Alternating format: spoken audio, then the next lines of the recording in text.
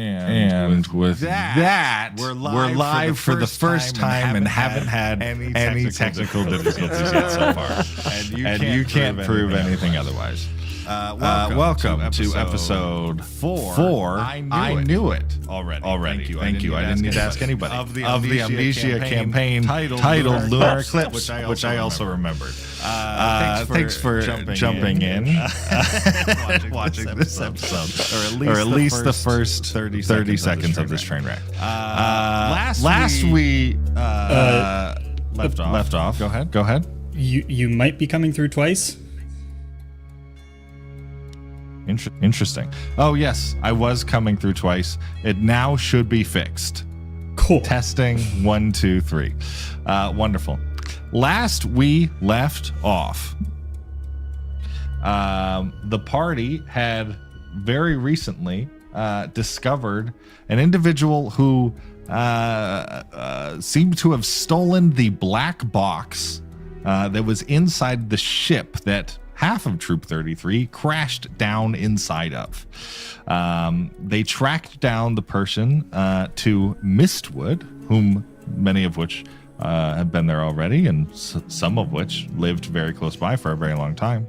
Found the man after some creative exploration of the city, and chased him almost out of the city, tackled him to the ground in the middle of the mushroom processing plant. Who tackled him to the ground, if I remember correctly? Your fear. Wonderful. The rogue, of course, that can sprint twice. That's usually how that works out. Just like I can in real life. Yeah. Right? You sprint twice. In a day. That's all I can do.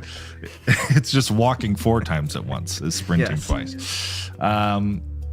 You tackled him to the ground, and if I remember correctly from the end of the combat, that was at like 1 o'clock last week, the rest of you all then gathered around this individual and aimed all of your various magical and space weapons at the man. Before he had any shot to sort of lift himself back up. Does that sound about right? Minus Alora. She's a sheep. Which no one but Alora knows. Nobody knows. Yeah, and perhaps in a few minutes, Alora, you can appear to the thing. So, your fear. You tackle this man to the ground. The rest of your party sort of gathers around. Mm-hmm. The rest of your party gathers around. What would you like to do? All right. I'm real irritated. Everyone can tell I'm real out of breath, a little out of shape. I'm gonna look him in the eye. I'm gonna say, now, I told you we meant you no harm, but my patience is wearing thin, and you won't like it if it breaks. So be a good little pup and answer some of my questions. Listen, mister, I'm really sorry. I don't know who you are. I just needed to get this thing somewhere, so please, just don't hurt me. Yes. Surprise guest for the day. That was amazing. That caught me so off guard. I want to make sure before, and I just am remembering from the last episode, we know Iggy has the bag and he knows the box is in there, correct? Correct. Well, we don't know the box. You have the bag. You don't know the box is in there. I'm gonna ask Iggy to open up the bag to see what's inside of it while I'm still on top of him. My inner rogue wants to say, I check the box for traps. But I'll just open the bag. That's good. You open up the bag. There is a big metal box inside. There's sort of wires that are hanging out and whatnot. Okay. You're not a ship mechanic, but it's plausible that this could be the black box. It is a metal box and it's black? Yeah. It is not black. It's metal, steel. But I'm again. He's this guy's terrified. Obviously, I can tell. Yep. Okay. I'm gonna look at him and just say, was this an assignment, or are you just some low-life dolt who gets his rocks off by sneaking into other people's things and leaving their footprints trampled around all over the place for an 85-year-old man to find you? I'm really sorry. I needed the money to help my sick sister. I would like to roll to see if he's lying to me on that one. Okay. You roll an insight check, and Sir Nick, if you have a dice around, I'd like you to roll a deception check. I can pull one up. I should have had one prepared before. I wasn't sure if I was going to be doing any rolls, but yeah, I can. Okay, I have a roll. All right. 17. Let's see. I had an 11 then. Okay. Nick, are you being at all deceptive? You don't have to answer what about. Yes. Okay. Okay, there's something about what he's giving you that doesn't... you're not quite sure. I would like to check his hands to see if he has a symbol that I would recognize. He's currently wearing gloves. I would want to pull one of them off. No, I have eczema. Please don't take them off. Shut up! And I slap him. Okay. Do I take damage? No, that's fine. He's going to pull one of your gloves off, Nick. Would you allow that? I mean, I'd probably fight him a little bit. Okay. Let's do, I guess, like a grapple. Contested strength. Both of you roll strength checks. I got a 16. Hang on, -1. I'm 16. With a grapple, who wins out on that? I believe the grappler wins. Okay. Active over passive. So it was very much an equal match, but your fear just barely manages to rip off a glove. And you do see a very familiar brand on this man's hand. I look him in the eyes, and I'm gonna tell him that I know he's lying. Does he have an Omni anywhere nearby? Not that you can see. Not that I can see.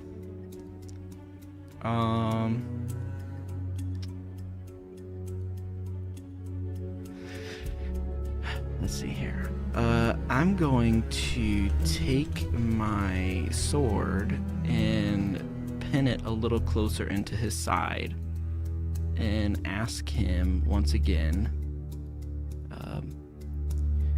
Now, I'm only going to ask you one more time. Who told you to get this box? What are you going to do to me? Kill me? Something far worse. And the knife slides down to his groin. Great. Listen, okay, fine. Yeah, I'm right. I don't have a sick sister. I'm sorry. I needed to grab the box. I was told to get it for some money, okay? Let's just... Who told you? No one you would know. I know everyone. How would you know anything? I don't even know who you are.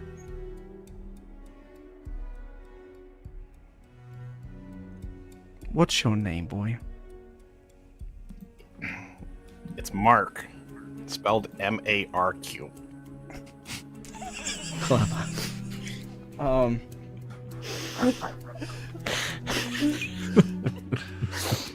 Where at in Elysium are you from? That's for me to know and you to find out. Shut up, boy. Right. And it goes up closer to his groinal region. Groinal. It's fine. Okay,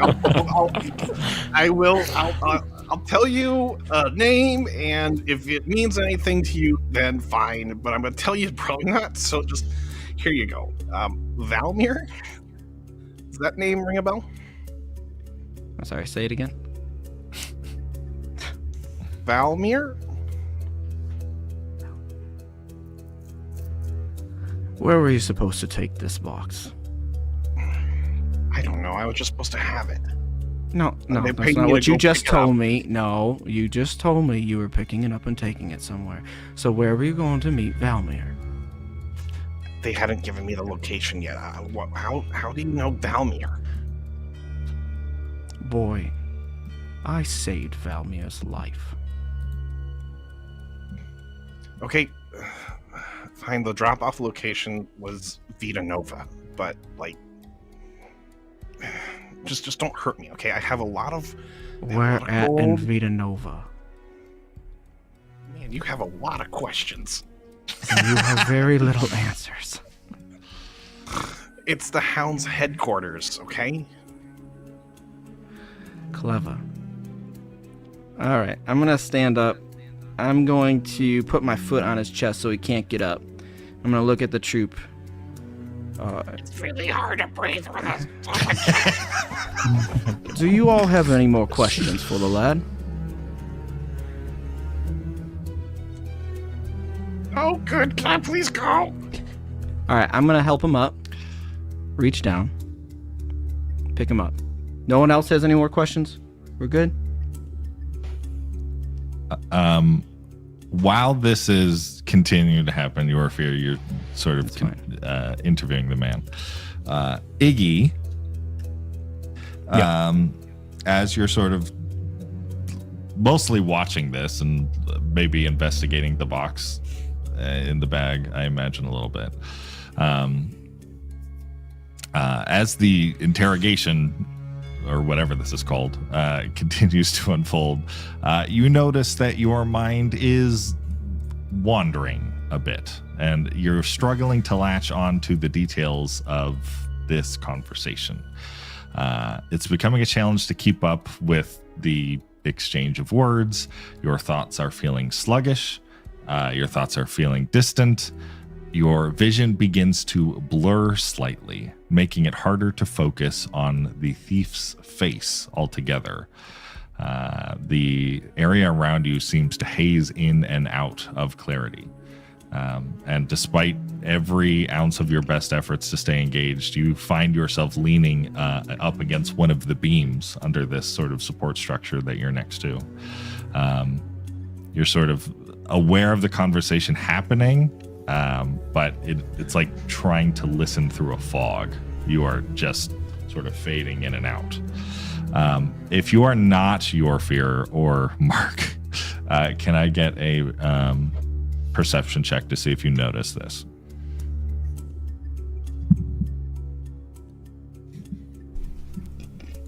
$17. 10. Sheep 17. Laura, I'm not going to be near them Oh, right yeah. now. So No, sheep not right Laura. now. Yeah. I thought you said sheep poo poo allure. I have so much poop on the brain right now. Just all the poop. Naka, would you roll? 17. 17. Okay, yeah. The both of you notice Iggy, usually very sharp, very attentive, very focused. He's drifting. He's leaning up against the wall. He looks tired. You can see like sort of beads of sweat on his bald head. I think Naka would call out to Iggy. Iggy, are you okay?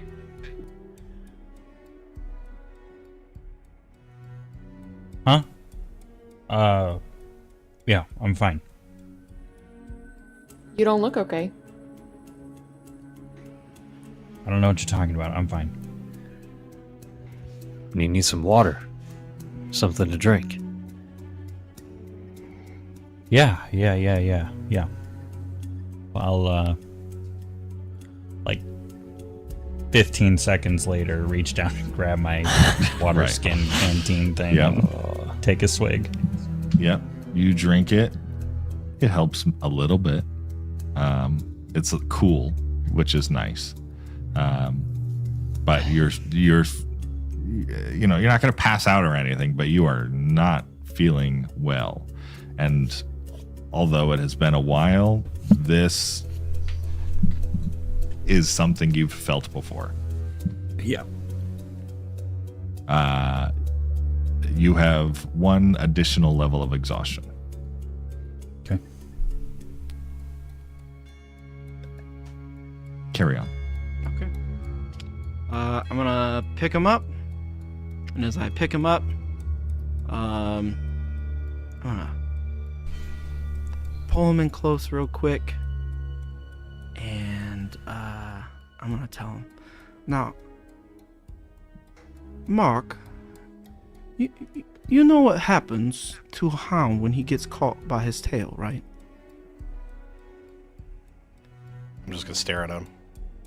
He yelps, and I snap his arm.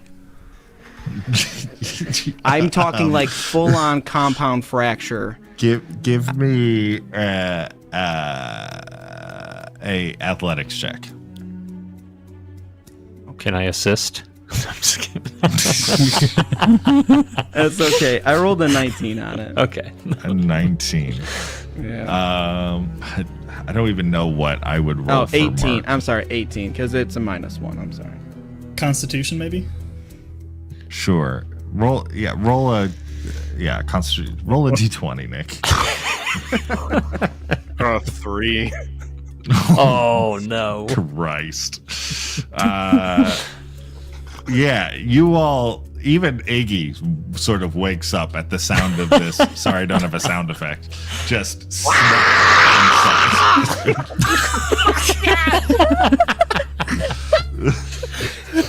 Why'd you do that to my arm? I could have given you gold or something.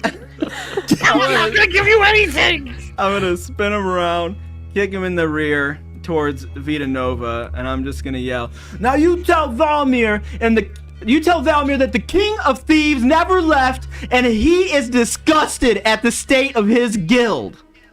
The King of Thieves died, I hope he's running away from me. and I'm running He's saying away. that. Okay, good.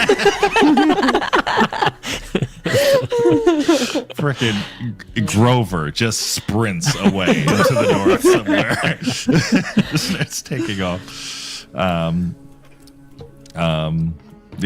As you sort of watch him running off, Iggy holding on to the box, you hear some heavy footsteps from behind, sort of walking up from the south, and you turn around to see Colonel Adrian, arms sort of folded, looking like he has been sort of watching maybe the past couple minutes occur. At the same time, a bit from the north, maybe passing by the thief that's sprinting, holding his arm, you see a sheep that's wandering into the mushroom processing plant. Alora, do you do anything as you pass the thief that is running?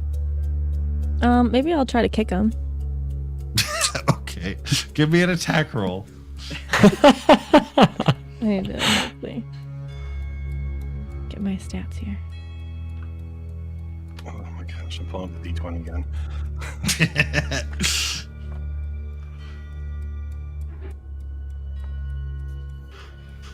Okay. A 19. Nice. From the ship. Yeah. You manage, as he just runs past you, you just kick him straight in the butt, and he falls over, face plants into the mud, just Nice. head to toe at this point. And I imagine you get back up and start running. Yep, I'm just gonna keep going. Yeah, I'm gonna yell, "You people are cruel!" Just running away. All right. Thief takes off. Thank you, Nick. Yep. Have fun, guys. Thank you, Nick. Colonel Adrian is there, sort of arms folded, watching, kind of confused, looking at all of the rest of you, but not saying anything at the moment.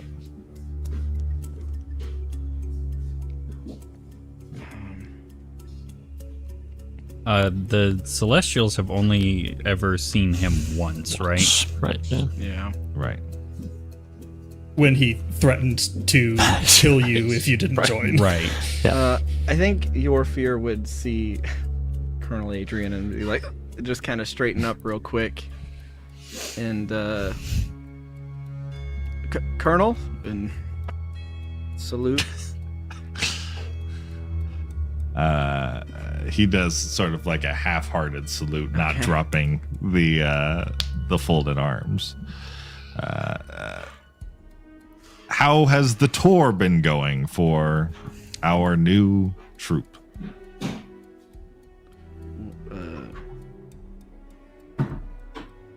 I'm looking around to see if anyone else is going to say anything. No. Well, where's Alora? Has anyone seen Alora? I'm gonna walk up to Colonel Adrian and just say, well, sir, we've been investigating some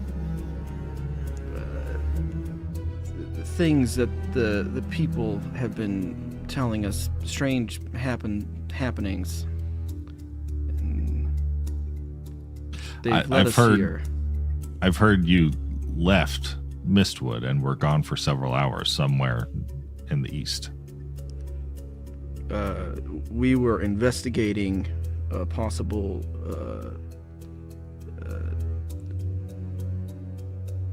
second meteor crash. One of the villagers had told us about.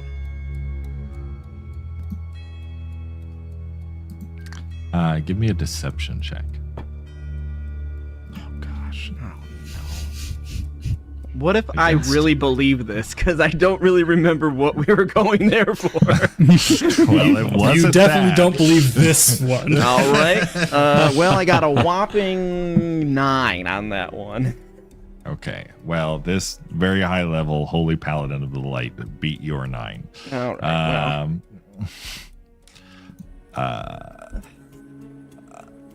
I recommend you don't make a habit out of lying to your commanding officer. Well, it wasn't exactly a full lie, sir. We did find another meteor when we got there, but it was not the reason why we were there to begin with. You see,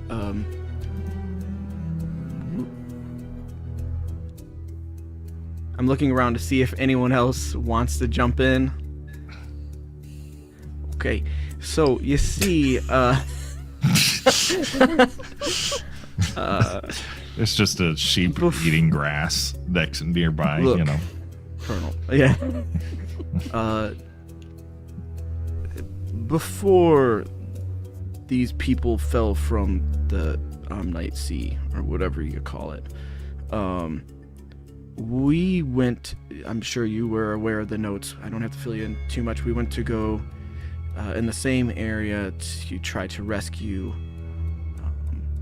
some villagers of nearby to Mistwood. And when we were there,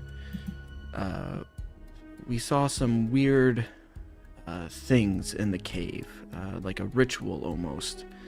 Looked like a ritual had happened there. Once again, looking around to see if anyone else wants to fill it in. Okay. I don't remember reading about any of this in Captain Idris's report. You wouldn't have, sir. It's not that we lied to Captain Idris, but we didn't really think it was anything to deal with anything until we all started talking. So you've already made a habit of lying to your commanding officers. Well, sir, I have made a habit of lying my entire life, and now I'm being truthful in front of you. So let's turn a leaf or page.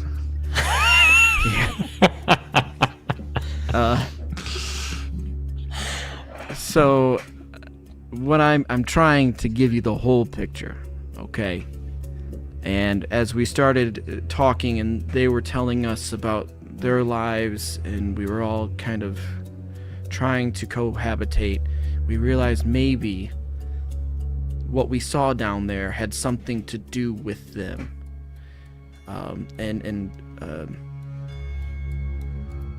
Vidar here, that guy.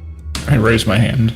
With the metal things, he detected some type of something was speaking to him from that area. I don't know what you would call it to make sense of it. They call it. I'd rather hear straight from the horse, if you will. He's a dwarf. You made contact? A gnome? A gnome. And I point to my node on the side of the head. I heard an electrical signal being sent from a cave, and we went to go investigate it. And who was sending this signal? We weren't sure at the time. We went to the cave and saw in a hologram being displayed above a satellite dish with. They were saying a bunch of words I don't understand. So anyone else who knows more about this area. Are there Where's words that Alora? any of She you could- understand? Alora could answer a lot more. It had something to deal with her people. It was something about a moon goddess, and there was a cult. You know how these people are with their gods. I don't really get it too much. But you will respect it, your fear, as we've discussed. Of course.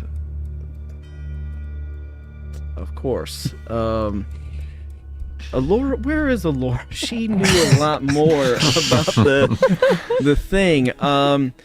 Anyways, what we found out was there's a lunar cult, and the lunar cult seemed to be calling down from the sky something. They wanna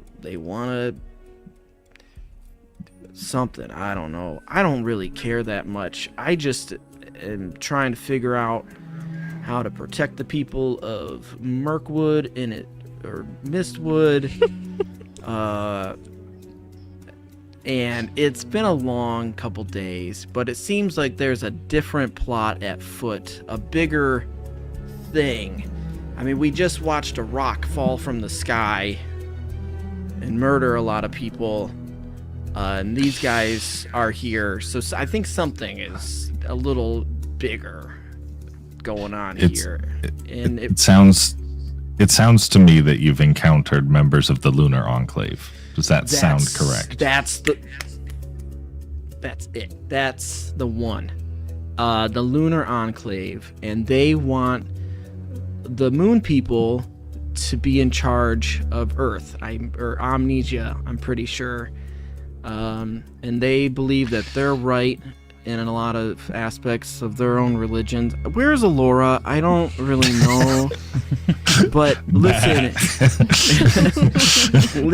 I just think our job would as Alora wardens. respond to her name? Are you asking me or Steven? Oh, Steven. Would Alora recognize her name as a sheep, I guess? Yeah, I would say so. Okay. Like she wouldn't understand language, but You recognize her name. right. And you would recognize that these people around you are your friends. Okay. So whatever you want to do with that information. So Every time your fear says, "Where is the Lord?" Man, yeah, exactly. Shut that sheep up. So listen, we're wardens. We're supposed to protect the people of this planet from things within the maw, but I also think there's some things happening outside the maw that they need to be protected of, and obviously there is something going on, and I think we should figure out what's happening, and we've gotten some leads to some other places, and I think this is a thing. This is a big thing that we should worry about. And if Alora was here, she would be Meh. able. Alora. Bleh. Alora? Bleh.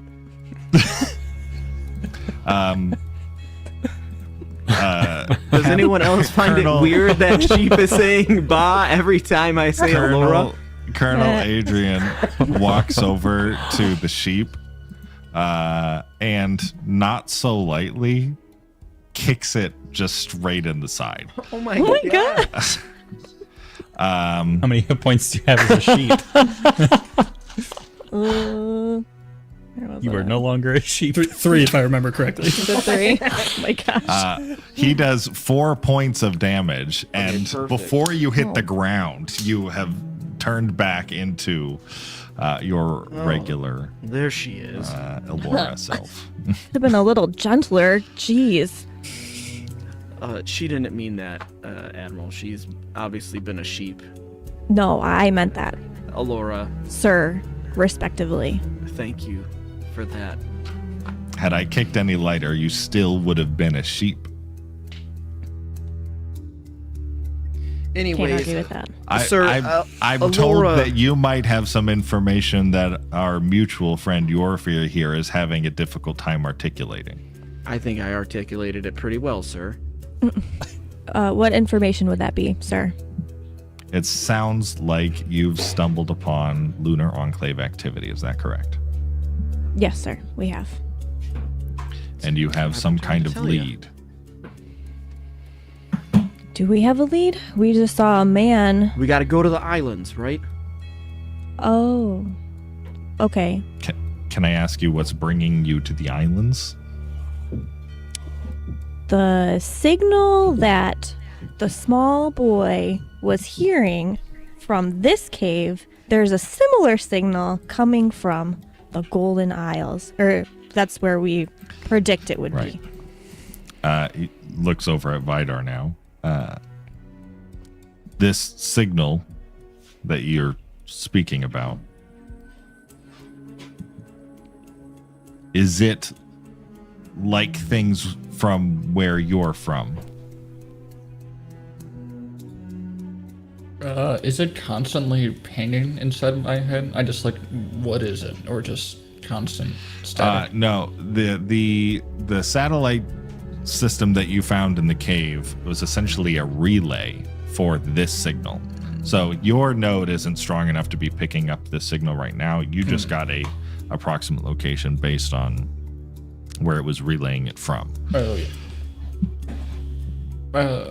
I mean, sort of. I don't know what the signal's being sent or what's in the signal. We just know where it's coming from.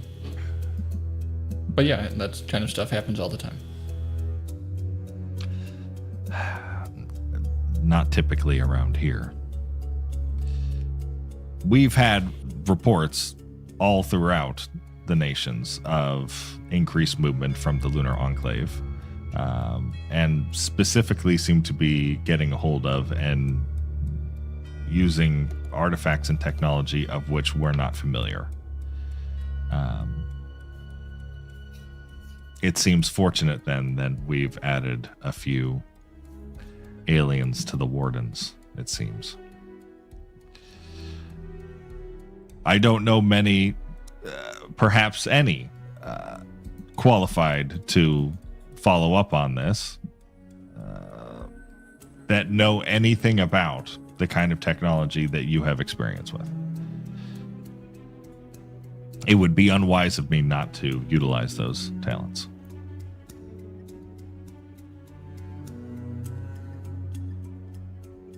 So to the Golden Isles, I suppose. Yes, sir. Sir, yes, sir.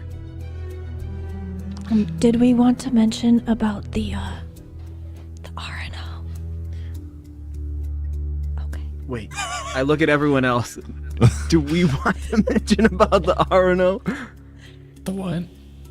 Yeah, nothing. Don't worry about it. We're one battle at a time. You have a lot on your plate. We can solve that problem. It's more of a personal matter. He's not used to our food.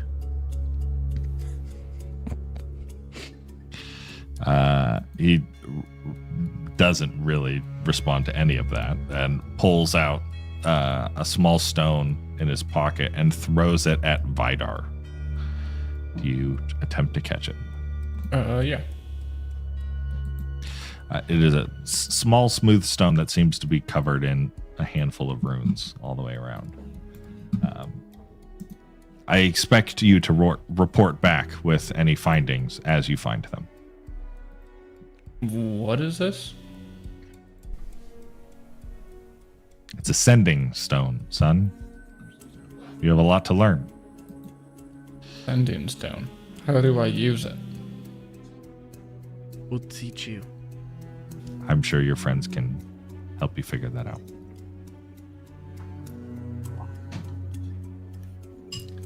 If you'll excuse me, my ice cream is ready. Do you have any questions? No, sir. Thank you for your generosity and kindness. Do you? Nope. Are we to go there immediately? And how do we get there? Those are my questions. Those are good questions. Thank you, Laura.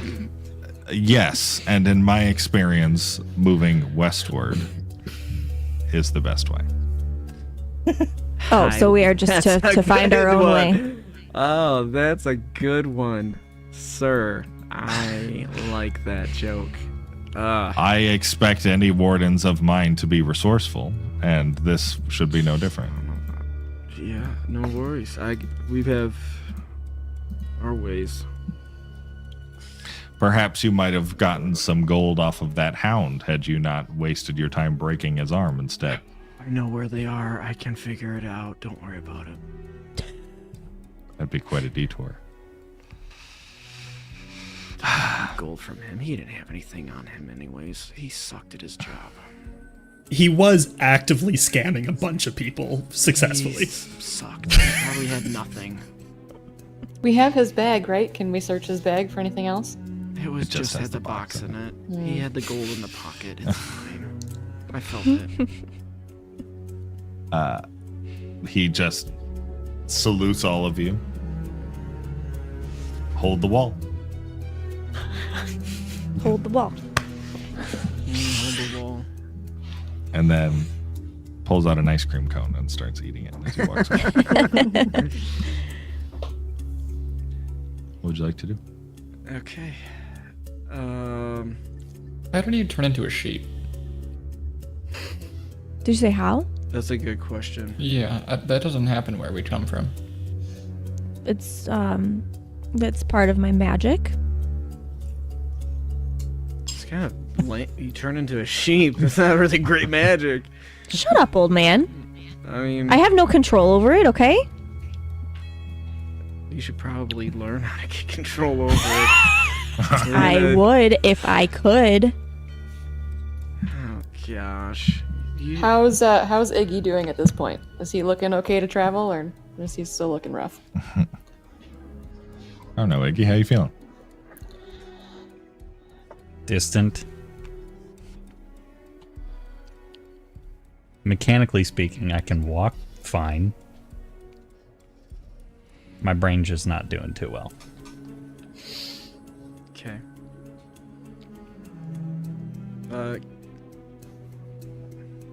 Okay. Is there any way we can get his brain feeling better? Ember, you're a people of the woods. Do you know any potions or things we could give to him? Anything but Hayden. I was gonna say we can take him back to Hagen. No, we're good. I mean, Hagen did help you. She just didn't give you a backpack. So, Did she help? She just told me what we already knew. That is true. it was kind of cool to see it.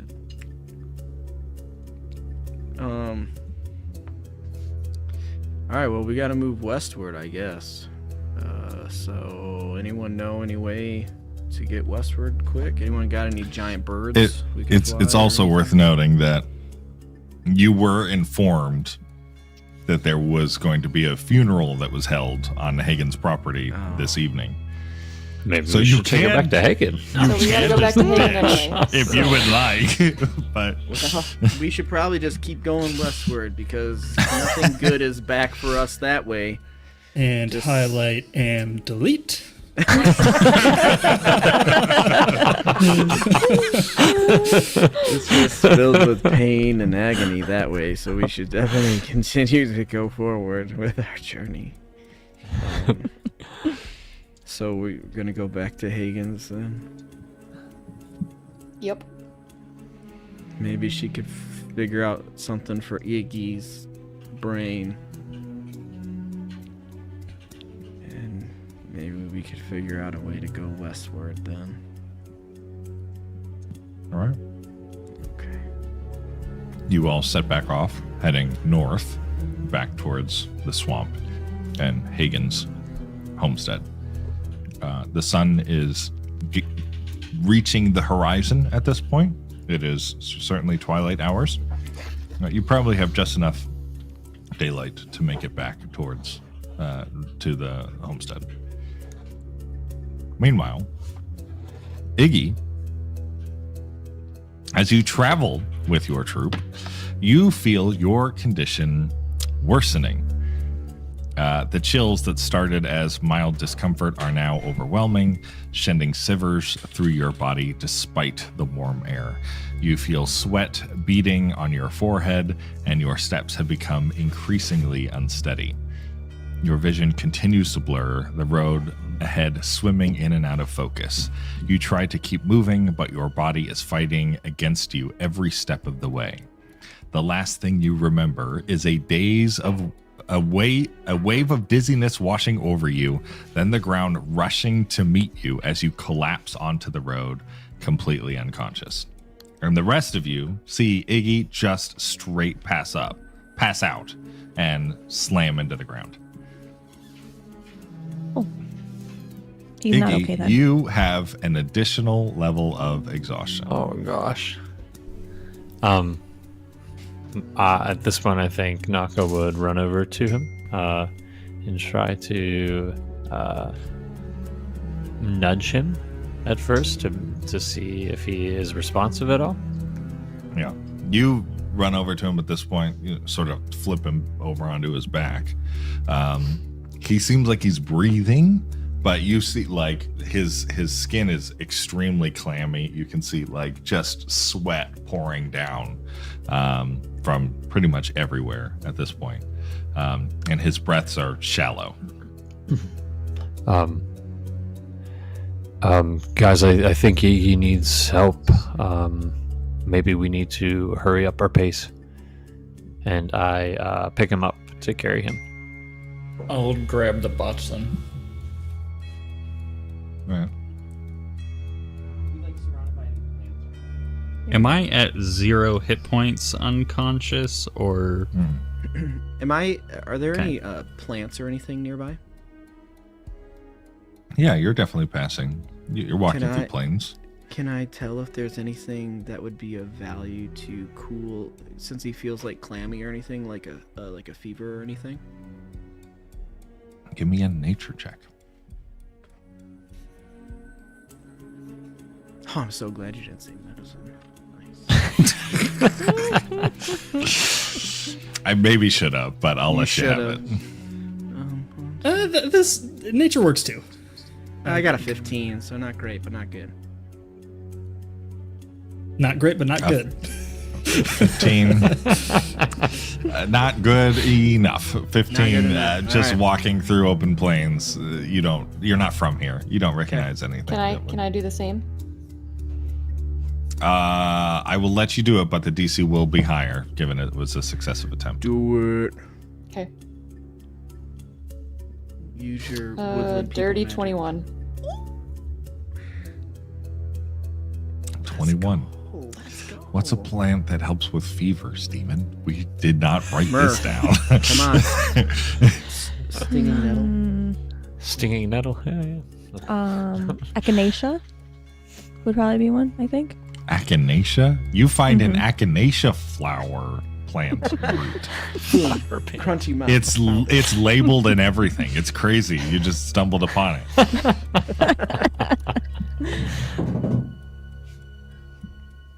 Sweet. What do you want to do with it?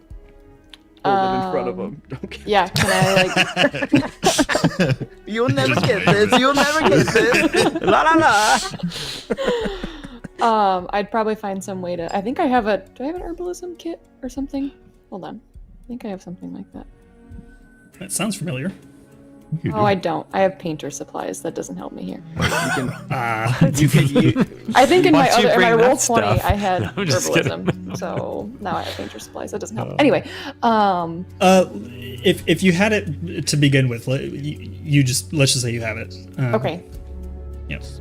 Okay, so I don't know if I can use that in some way to crush it up with water and make some sort of something edible for Iggy and spoon feed him and see if we can. Echinacea edible. Give me a medicine check. For you, it's a medicine check. Yeah, dirty 21. Oh my goodness.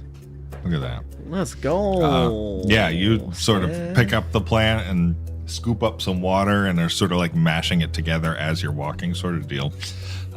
It's kind of gross, but you've got something that he could get down. Iggy, you sort of start very slowly coming to again. You are over Naka's shoulder at this point. It's a bit disorienting waking up sort of, facing the ground. But you're not feeling great. Okay.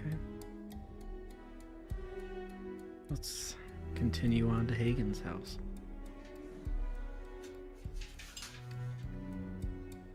Would you like him to give?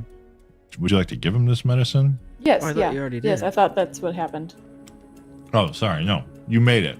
Yes. Now I would like to give it to him. We already told you. We just wanted to hold it in front of him. Tell him you will never get this. Iggy, Ember comes over to you with a bowl of sludge. But it smells good. It's good smelling. It probably does minty. smell good. Minty. Yeah. Looks gross, but it Fresh. smells good. It will help with your fever. Am I supposed to eat this? Yes. I suppose I'll try to get some of it down. Give me a constitution check. Ugh. Gotta roll to take your medicine. It's not feeling good. Oh, 19 plus 0. Let's go. You suck that stuff down. You don't feel any better immediately. That's not how medicine works, but you get it down. Do you continue letting Naka carry you? Yeah, I think so. Aw, Okay. they love each other. You all continue on and make your way to the homestead. If I don't let him carry me, it will take twice as long for us to get there. We Your have missed speed the is now funeral. halved. Highlight, delete. I would say as you reach the hut, Iggy, you're probably feeling well enough at this point to at least stand and walk around on your own, if not, hike cross country. Would you like to remain carried by Naka? We're at Hagen's hut? Yeah, you've reached Hagen's hut. No, I suppose I can be set down. I don't know that I'll be walking around too much, unless I need to. Okay. You all enter the clearing where Hagen's hut resides to see it transformed. There's a cart hitched to a pair of horses waiting on the path. 6 wardens clustered around the back of the wagon turn to watch you as you approach. In the open space behind the hut, next to the graveyard, sit 6 displays, almost shrines, each with a body waiting. By them waits an old, white-haired man in black robes. Elora, you recognize him as the sage that you and Lucky pulled out of the Grand Canal. He quickly walks up to you as you approach. My dear sister, it gladdens me to see that you are well. Please accept my deepest condolences on your loss. And my condolences to those I have not yet met. He gives a slight bow to each of you in turn. Sister Ember, Brother Yorfir, Brother Ignatius, Brother Naka, Brother Vidar. Come, your loved ones have been prepared to pass on.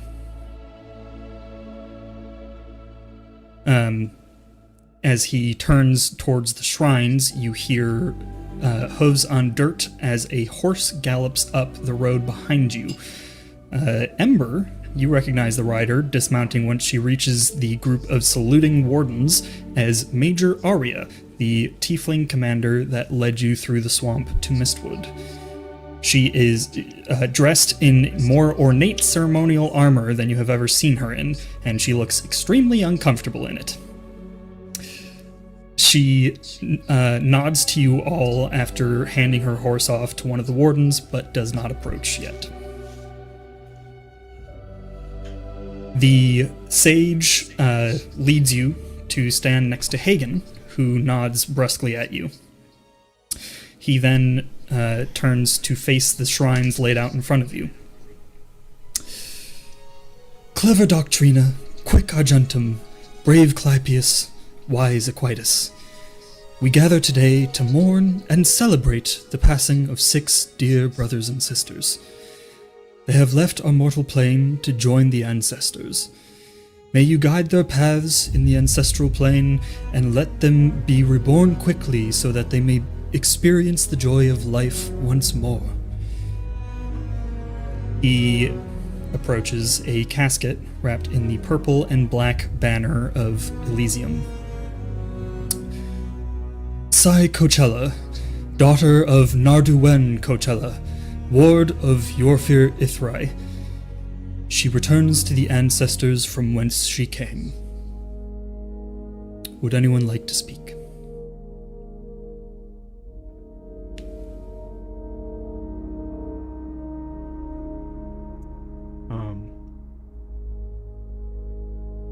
Is like Yorfir able to walk up to the casket?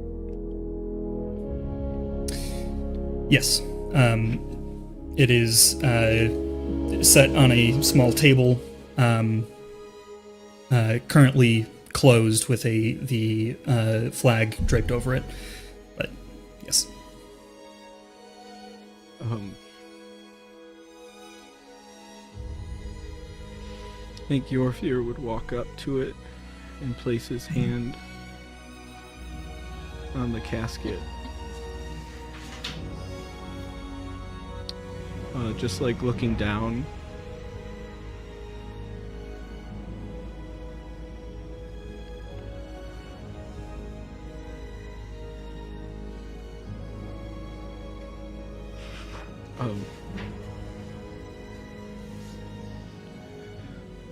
Oh, cool fate and shadows I have dwelt,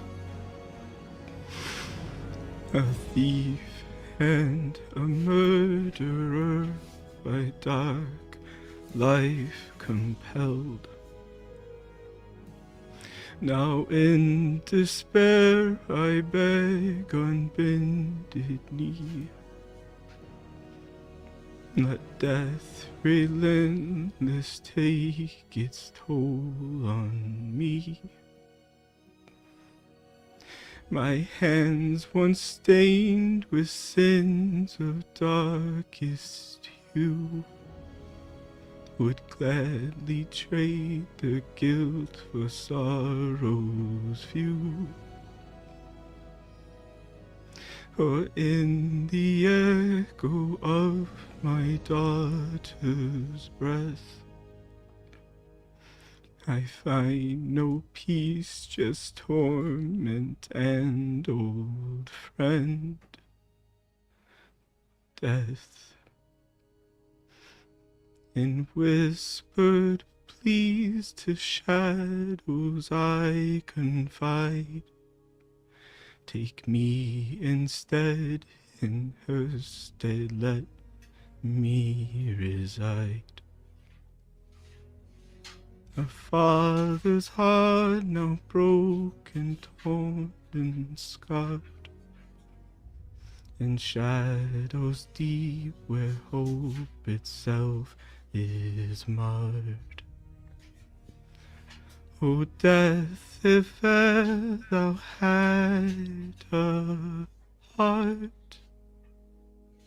be kind, release my soul, and let hers freedom find. And I think he would just weep there.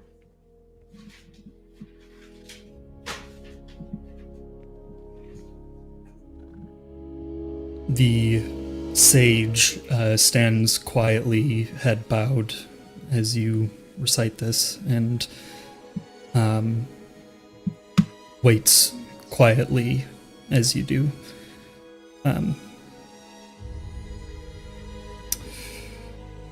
The 6 wardens approach the casket and prepare to lift it onto their shoulders.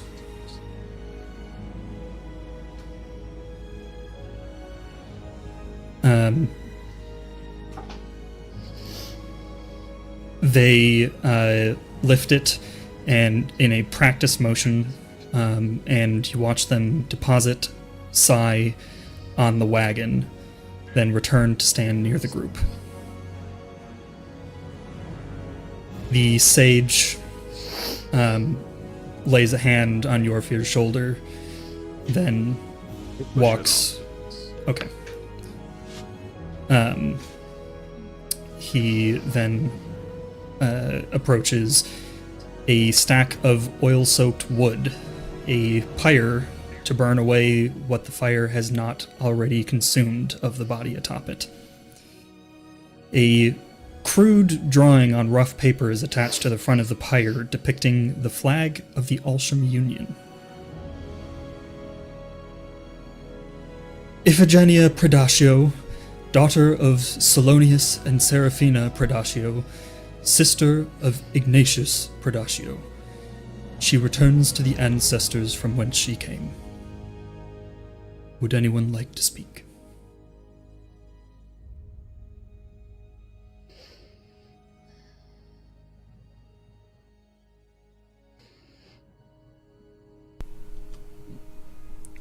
I would go over to the pyre and just kind of kneel down next to it for a minute, and I don't know, have a moment, and then probably just stand up and say, "I'll see you soon, sis," and then light her up. The sage holds out a burning torch to you, and you light the pyre. I'm not using the torch. Oh, apologies. Okay. This is fire's what I do. I'm lighting her with my pharaoh fire. Iggy's veins turn black for a moment, and a flame whooshes through the pyre. Iggy, you're not sure if the air is sucked out of your lungs by the heat or your grief. Either way, you are left breathless, and a wave of dizziness washes over you. You barely keep yourself from collapsing, but you can tell you're doing even worse than before. You now have a -1 to all ability scores until further notice.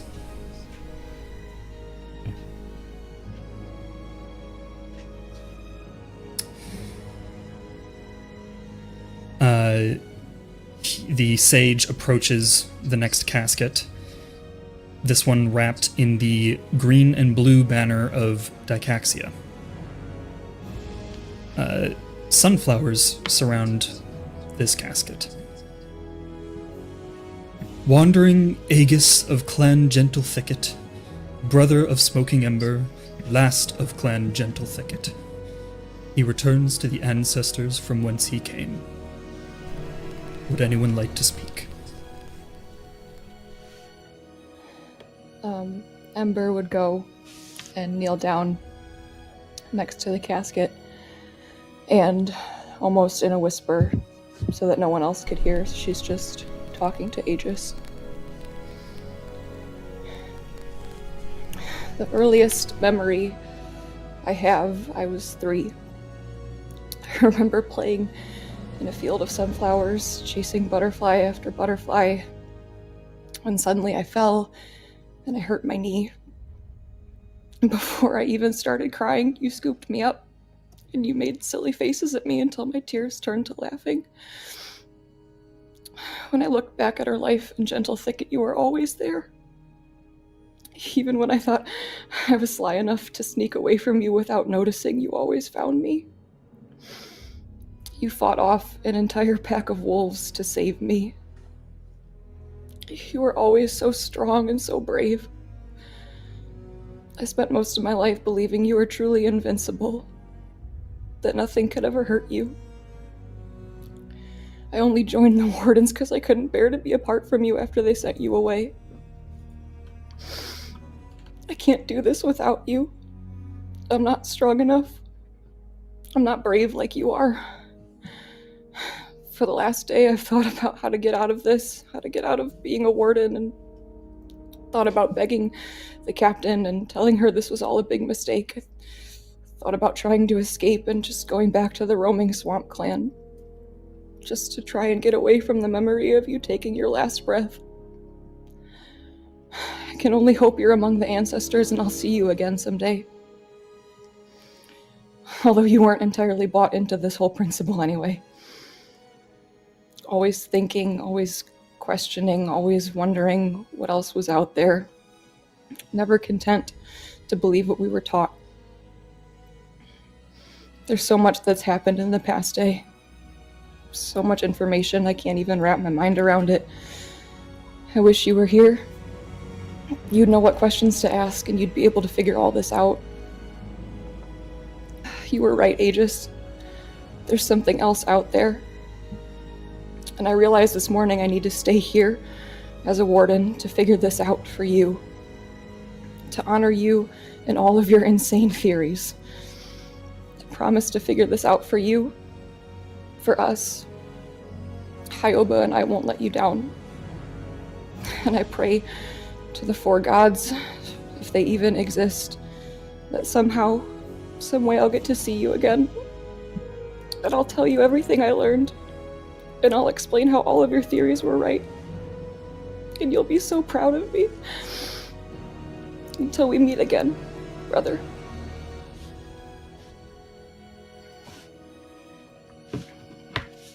And I think she would just sit there, next to him.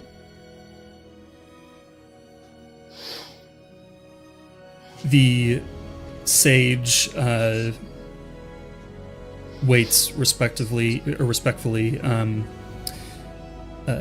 for a few minutes, and then the 6 wardens return and again lift the casket, this time carrying it to a freshly dug grave in the graveyard behind Hagen's house.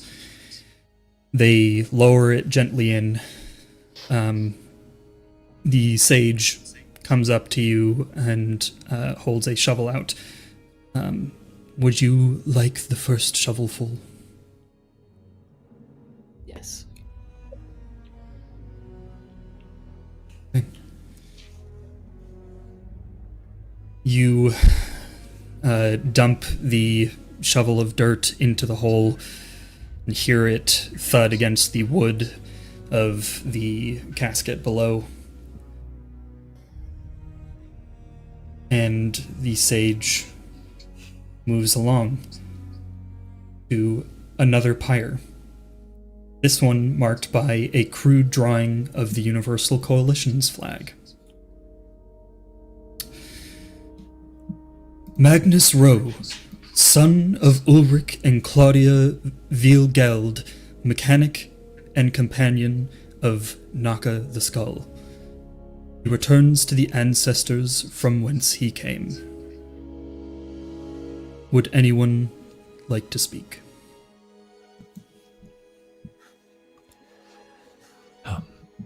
I'll walk up to the casket and the pyre and lay one hand on Rose's chest.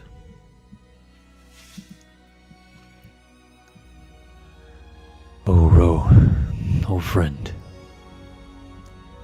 You dared to be a wanderer like me. A life hungry to explore the unknown. A life eager for adventure. A life too early taken, but a death generously given. You see, you now can truly wander the stars, old friend, like I've always dreamed of doing. You can explore the depths of things unfathomed here, while we fathom the depths of our pain. And I reach to my side and I pull out my father's sword hilt. And as I glance at it, in your wandering, keep your mind fixed on the stars, but your eyes watching for the Umbra Imago. You know how I long to find it. I will miss you, Ro. But until we wander together again, may you truly be a lord of new lands.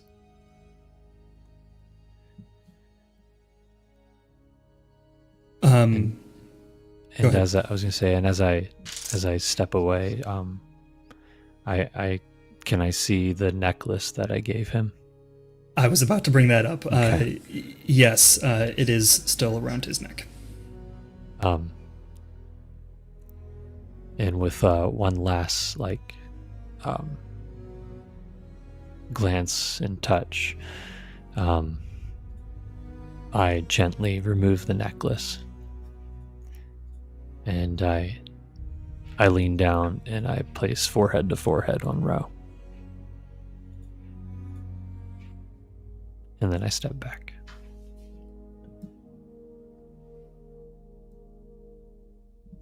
The sage holds out a burning torch to you. Would you like to do the honors? I take the torch and lift it high to the sky. And then I set the pyre on fire. The flames roar to life, quickly spreading through the entire pyre. Ro is quickly hidden from view beyond the flames. The sage approaches a small canoe, loaded with food and water for a week's journey. The body inside is wrapped in the red and gold flag of the Alkuli Empire. Gandalfir Lucky Ironhand, son of Hridmar and Myrna Ironhand, companion of Alora Battlebrand. He returns to the ancestors from whence he came. Would anyone like to speak?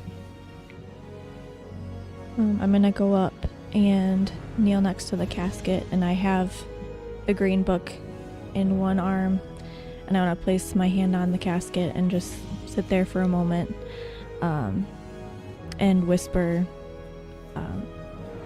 Lucky, you were the closest thing I ever had to a family. Not because of blood, obviously, but because of the way that you loved me, and your final act proves that. I will miss you. Until we meet again.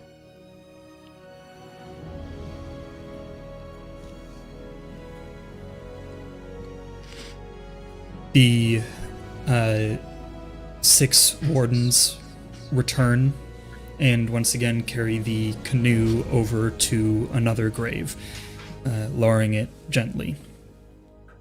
The sage comes up to you and holds out a shovel. Would you like the first shovelful? Please, yes.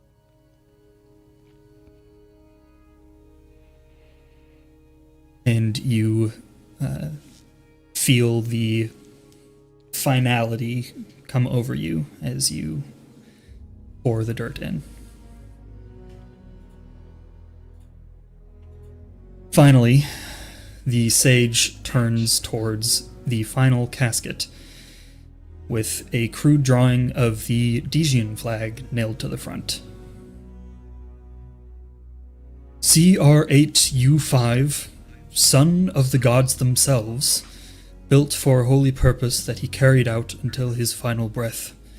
Guardian of Vidar Melne. He returns to the gods from whence he came. Would anyone like to speak?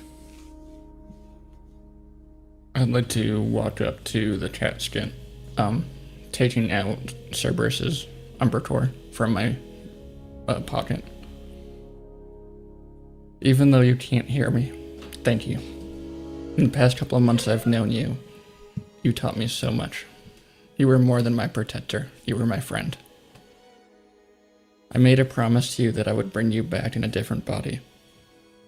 And although I'm not sure how much time I have left, I intend on keeping that promise. That's it. And the 6 wardens return one last time to carry Cerberus to his open grave. The sage holds a shovel out to you, Vidar. Would you like the first shovelful? Of course.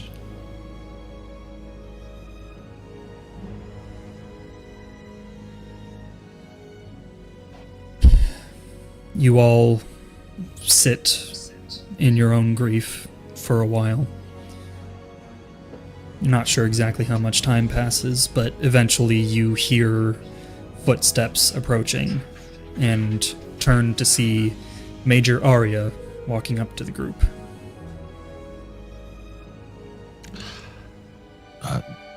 Wardens?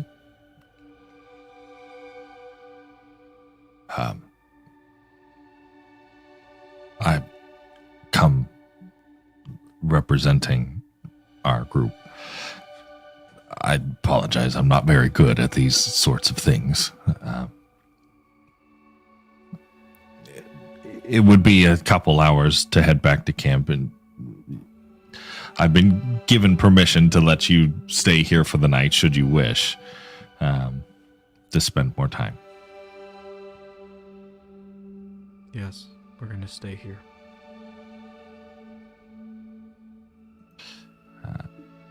It's also my understanding that you likely won't be coming back to the camp in the morning.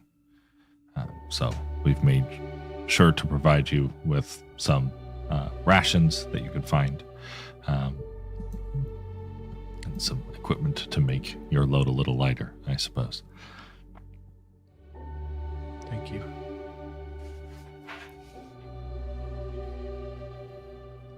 Well, I'm gonna go take this armor off. Hold the wall. Hold the wall.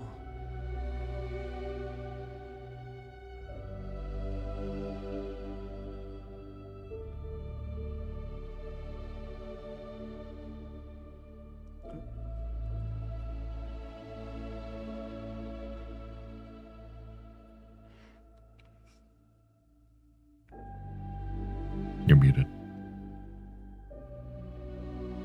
Thank you. The sage says to all of you, I will set up a small camp nearby in the clearing.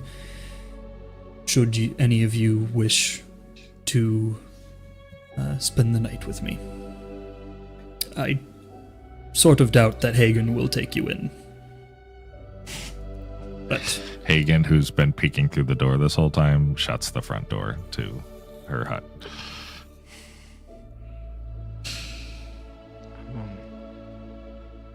Is there like a fire going anywhere right now besides just the burning bodies? Those would probably be burning down by now. I think you have been waiting a while.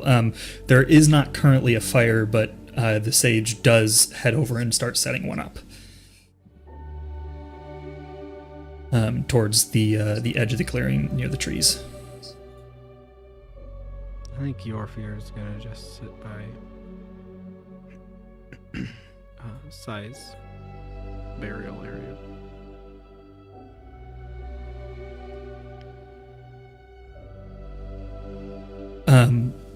With Major Arya did go the 6 wardens with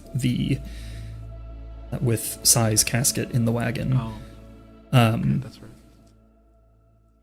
They are headed to your homestead to make sure that she is buried in an appropriate location.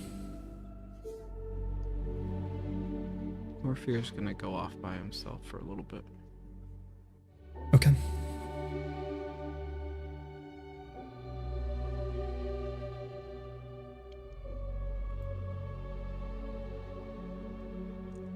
I'm gonna go over to the little camp that the sage made and I think just lie down. Okay. Grant, you were muted. Iggy's gonna stay next to Iffy's pyre. Okay.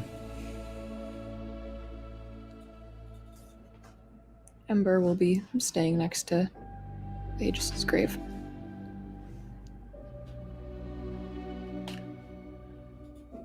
How close are Iffy and Rose pyres? They'd probably be within 20 or 30 feet. Okay. I want to stay by Rose pyre, but make it visible that I'm taking steps towards where Iggy's sitting. Not to sit right beside him where he's at, but to be in vicinity of him.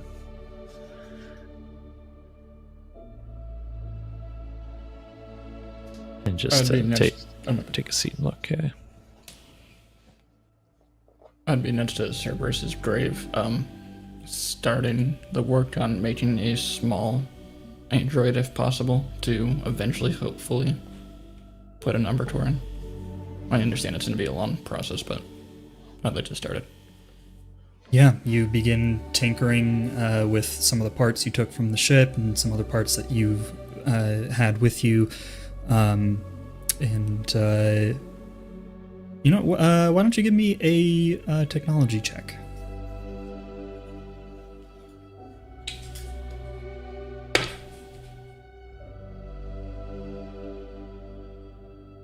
Uh, 16. You make decent progress. Probably a little distracted at the moment, but you feel that it's a good start. I did forget to mention before the 6 wardens left, they would have filled the graves.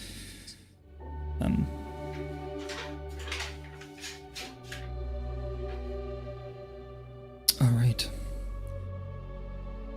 There is one more thing I would want to do. Absolutely. I would like to walk up to Naka, really quick. I'm sorry about Ro, and I'm sorry about your father.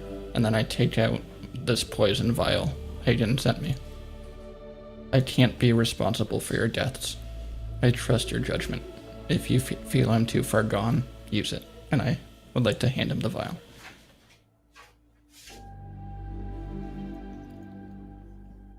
I'll take the vial and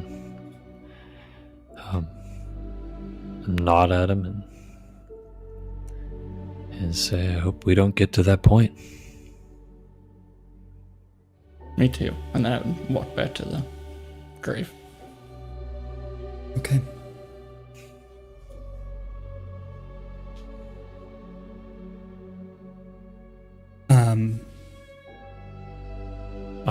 I was gonna say while I'm Yeah. holding the vial then of the poison, I pull out my father's sword hilt again.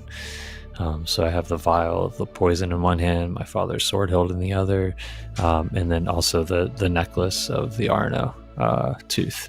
And so it's all just like rushing in a wave of emotion.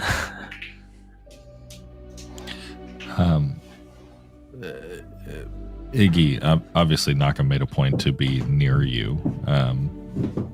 So should you want to, you could probably notice this happening. And Naka does pull out a do we have a unique name for it? I don't think we do at this point, at least. So I'll just call it what it is. It is a lightsaber hilt. I don't remember exactly what we landed on, but it was something like Pharaoh sword. Oh, Pharaoh blade. Pharaoh blade, blade. Yeah.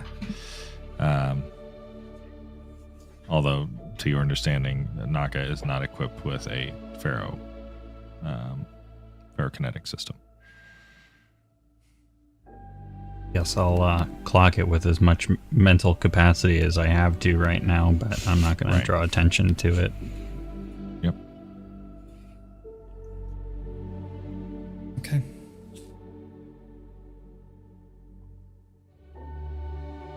Is there anything else that anyone would like to do?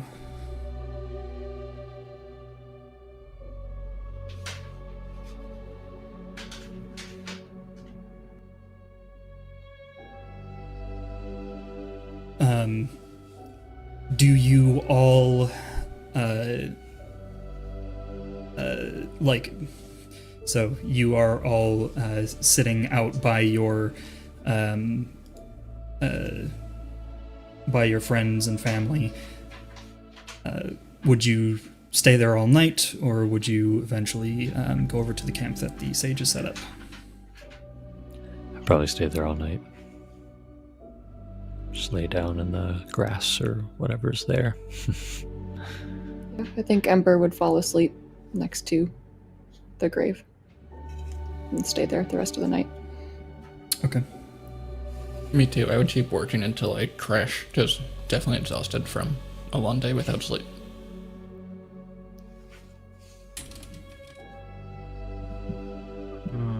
I think your fear...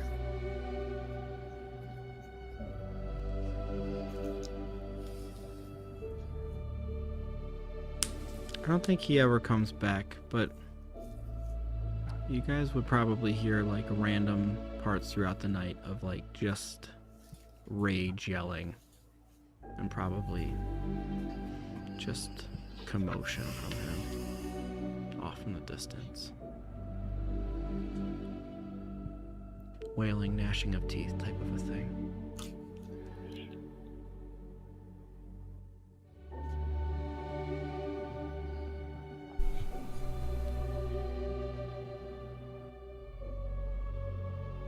And then whenever morning time comes, I think I would walk over to the fireplace.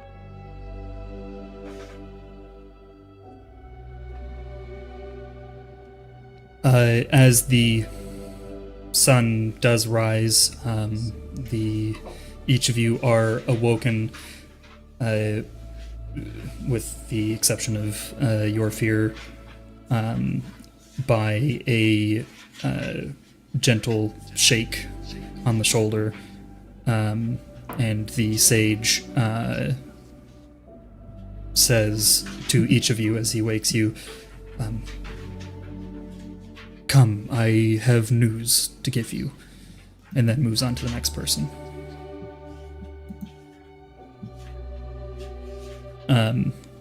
Once everyone has been woken, he goes back to the camp and rekindles the fire that he had going the previous night. Does anyone not join?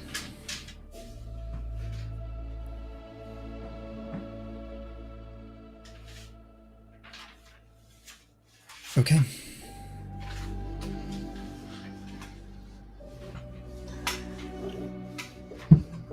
I am sorry to have to interrupt your morning. That was morning with a U, but I suppose it also works the other way.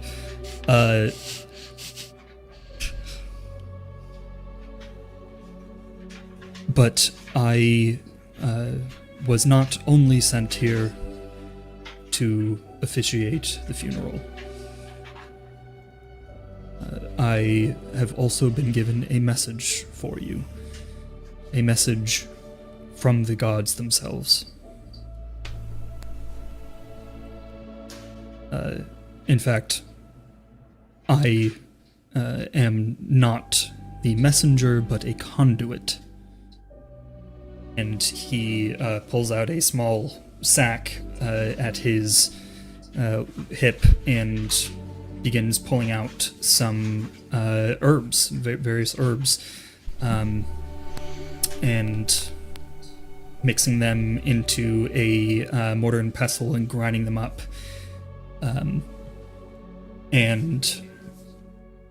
As he does so, he tosses in a few small chunks of ammonite.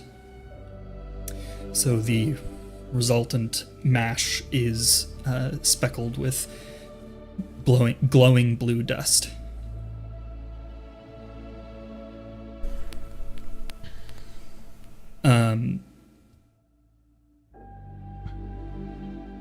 Iggy, him preparing this, crushing the ammonite and the herbs, gives you a little pang of desire. And he takes a pinch of it and sets the rest down a foot or two away to his side, and then packs it into a small bowl. He then takes a brand from the fire and lights the mixture and holds it up under his nose and inhales deeply.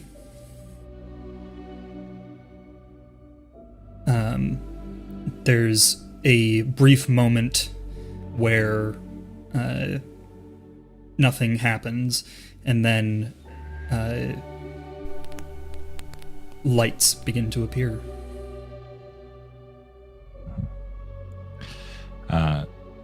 Just as sort of the area around you starts to seem to glow, you see him take the smoking mixture and place it down on the ground. Iggy, right next to you. And then slowly backs up towards the center of this space. As the sage begins the ritual to channel Doctrina, a transformation unfolds before your eyes. His eyes start to glow with an intense blue light, piercing the dim surroundings with their otherworldly radiance. Slowly, ghostly figures of ancestors begin to appear and drift in, their ethereal forms gliding along the ground towards him. They are drawn in a mesmerizing dance, swirling in a gentle vortex around his legs. The scene reminds you strongly of the ancestors dancing around the hole left by the Lunar Adlashar during the conjunction the night before. As they reach the sage, they ascend and are absorbed into his chest, each spirit passing through him in a display of spectral harmony.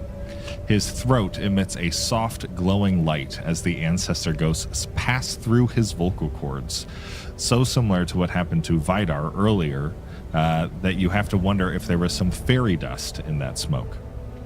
Then, in a breathtaking spectacle, the light emanates outwards from his eyes and mouth, casting a radiant glow that illuminates the space around him. The spirits now transform into beams of light, float upwards, gracefully dispersing and fading into the sky above. The sage then sort of regains his posture and looks over at Ember specifically. Ember, you look back at the sage, and this is perhaps not the first divine channeling that you've witnessed, but it may be the first of which the sage and the god behind him looks directly at you. You see the sage walk over in your direction and sort of kneel down and just face to face, his eyes sort of like glowing, just blue light. And he leans forward and just hugs you and just holds for a moment there. Would you like to do anything? I just embrace him and hold him real tight.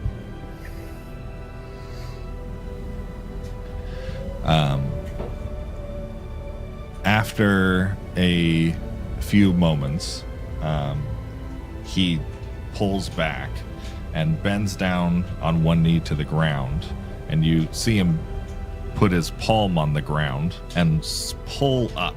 And as he does, a flower starts growing straight out of the ground as he's sort of lifting it into the air. And as it fully sprouts and blooms, you see a flower that you've never seen before. It looks completely alien to you, but it appears to resemble the sunflowers of which you're so familiar, but all of the flowers or all of the petals and everything is completely black.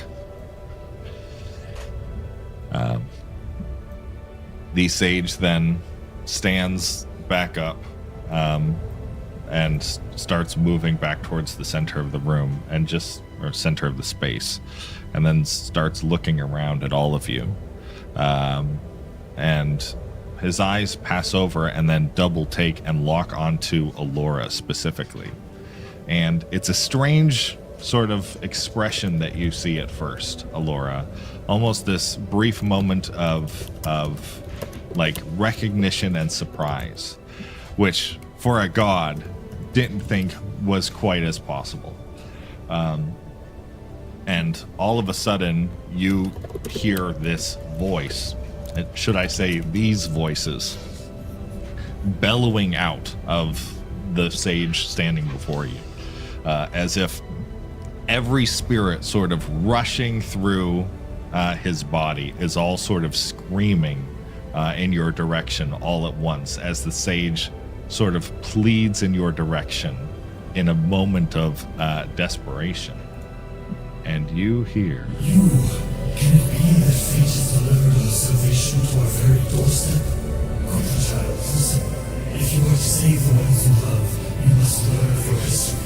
The fate of Amnesia itself may turn on you learning who you are. Go rest and return to your home." As soon as those final words sort of come out, you see the last of the spirits like pulse into his chest and then throw out of his eyes and mouth, and you see the sage now no longer glowing, sort of dropping back and almost in a daze, trying to avoid falling back into the fire that he set behind him. And he quickly sort of gets down onto the ground to catch himself as you see him sort of like breathing in and out heavily. Yeah. He kneels on the ground, catching his breath, then slowly stands, swaying to his feet. he takes a moment to steady himself, then looks up at you all. His eyes widen with shock as he sees the flower clutched in Ember's hands. A raven's breath? But we aren't anywhere near Doctrina's temple. Tell me, child, did the goddess give you this flower herself? She did.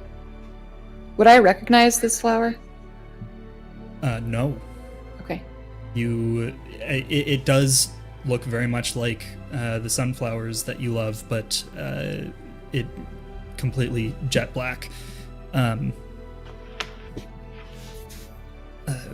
He walks up to you and takes a closer look. Remarkable. I have never seen a gift such as this, though I have heard of it in legends. What happened in those legends? This flower is only found in one place in all of Amnesia, around the Temple of Doctrina. There are similar flowers around each of the gods' temples, but it is said that one who bears a flower of the gods, but is not a sage, will be able to call on them in a time of great need and be sure that they will answer. This is a precious gift, one you should not squander. The favor of the gods is not to be spent lightly.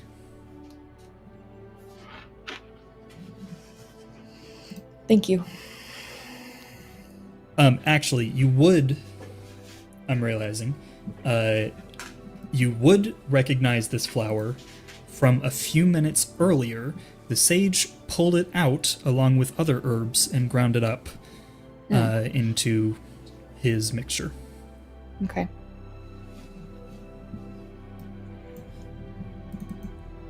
Do I need to have these flowers to access this gift? According to the legends, when your need is great, you crush the flower in your hands and utter a prayer, and it will be answered. Is the I don't want to interrupt, but is the bowl sitting next to me still smoking? Yes. Is there any chance I'm catching a whiff of that? It is near you. Would you like to try to get a little closer?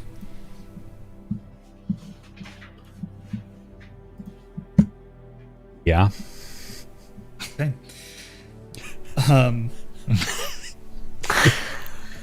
I'd like you to make a stealth check. I'd say it would be with advantage because I think everyone would be distracted by the display, but you are also exhausted. Yeah. I don't remember. Did you go to And I sleep have the a night -1. before? I don't know if I would have passed out just due to sheer exhaustion. Sure. You can take 1 point of exhaustion off. The other stays, though. Yeah, so make a flat stealth check. Is this still affected by my -1 to all ability scores until further notice? Yes. Okay.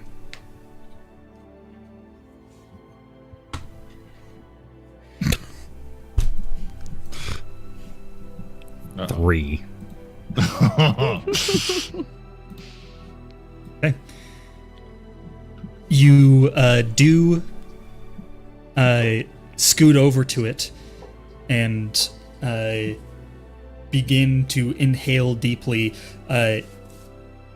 As that happens, everyone hears this sharp intake of breath,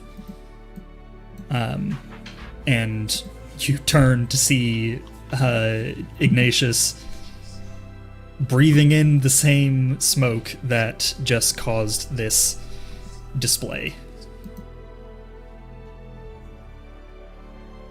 Cool. Ember, should he Yeah, be doing that? Yeah, I think I would. I think I would run over and remove the bowl Okay. so that he's not Your sniffing fear it. does nothing. Iggy, are you trying to hold on to it, or are you just going to be satisfied with what you got? How does it feel? The little bit that I got. You I think it largely That's depends on fair. that. That's fair. You feel simultaneously a bit of a rush, like the one you're used to, but also a numbing of pain. Whatever aches you had from the previous day fade a bit. It's not enough to satisfy you. It's just enough to make you hungrier.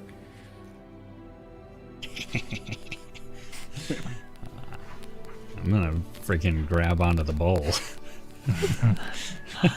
All right, I would like a, we'll call this a grapple, a contested Ember rolls athletics, Ignatius athletics or acrobatics. Great, I'm awful at both of those. Cool. Pretty sure you're still gonna beat And me. I assume I also have You disadvantage still- because I'm exhausted. Yes, you still have disadvantage. There's no way this is going to go well. I for bet me. you'll Also- still beat me. I just want to clarify, the -1 is to ability scores, not ability modifiers, if that changes anything. I guess it would have. No, my stealth roll still would have been a 3. Cool. And this roll, I rolled 2 18s, so that's an 18. I Flat rolled 18. a 2. Whoa. He beat Sniff it up, you. Iggy. I'm just kidding. You manage to hold on to it for another few whiffs before the sage reaches you. I'd like another contested check. That is a 13. Oh, I've only rolled once and I don't beat it. Cool. I definitely don't beat it. That is a 3. Would the sage be right in front of your fear at this time? Sure, why? Your fear would stand up and put his hand on the sage and ask, why can't Iggy have this? You don't understand. Only sages can What partake. gives you the right? It's not What the makes right. you better than anyone My here? God has chosen me, and any other than the chosen of the gods who partake die. How do you know? And I'm he burying my face.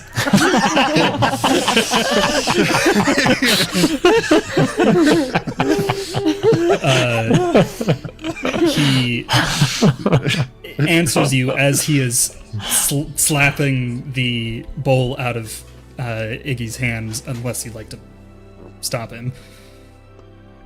Can I see if he's lying or not? Can I tell if he's lying or not? Yeah, go That ahead he and would make a insight check.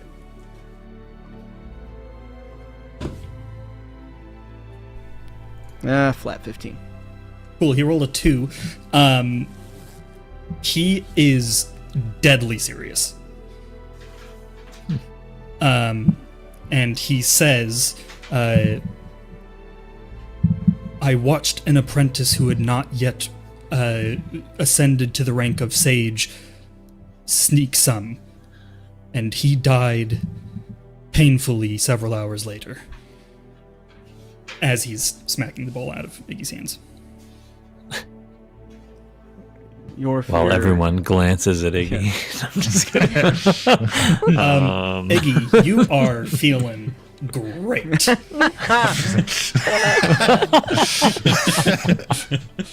You feel better than you have since you landed here.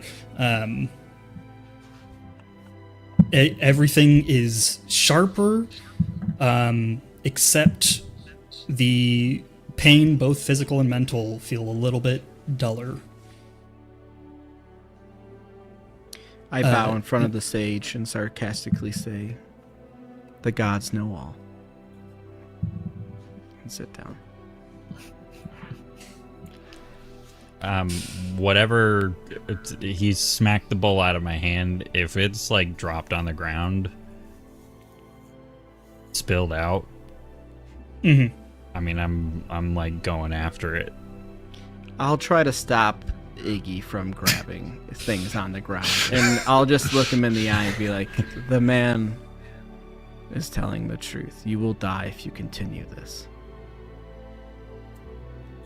If you need something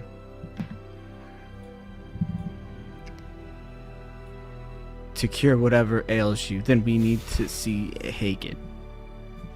But this won't do it."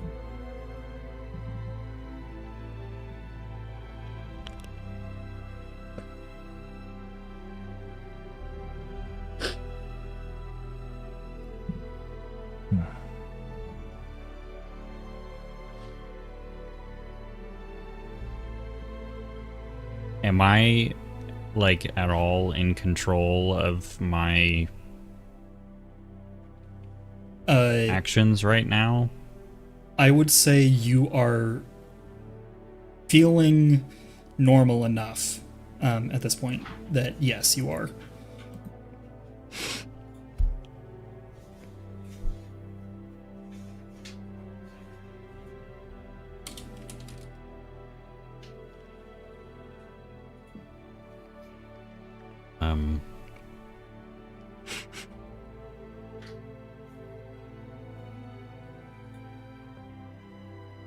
Suppose I'll stop digging at the dirt.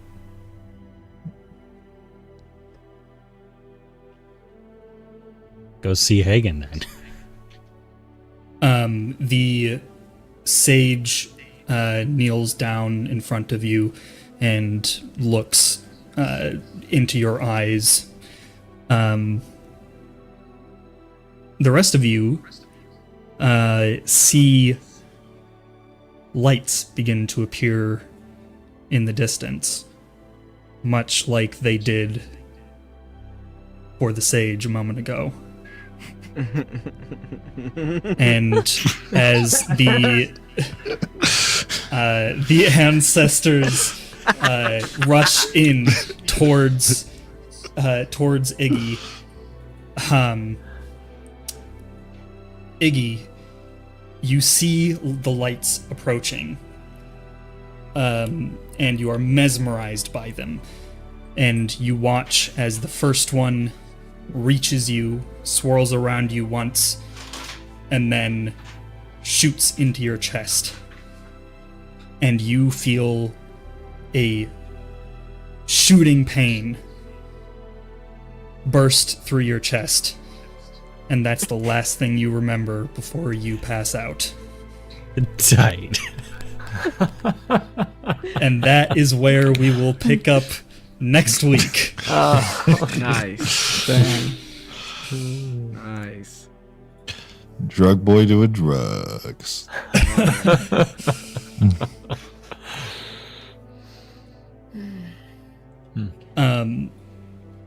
Yeah, so a little bit of a shorter session, but you guys, as opposed to we last overshot week, the last one, we undershot this one. That's fine. Yeah. It happens. Went a little quicker than we originally expected. Oh well.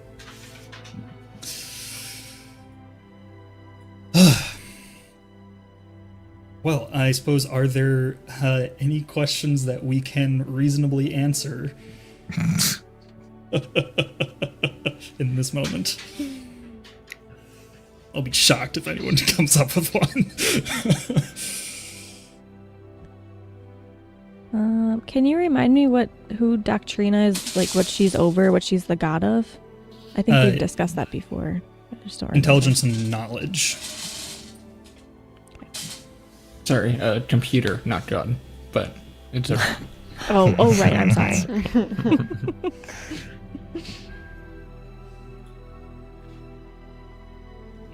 All right. Then, with that, we will end tonight's session of Lunar Eclipse, and we'll see you all next week. Trailer. I remember this time. After I kill the music. There we go.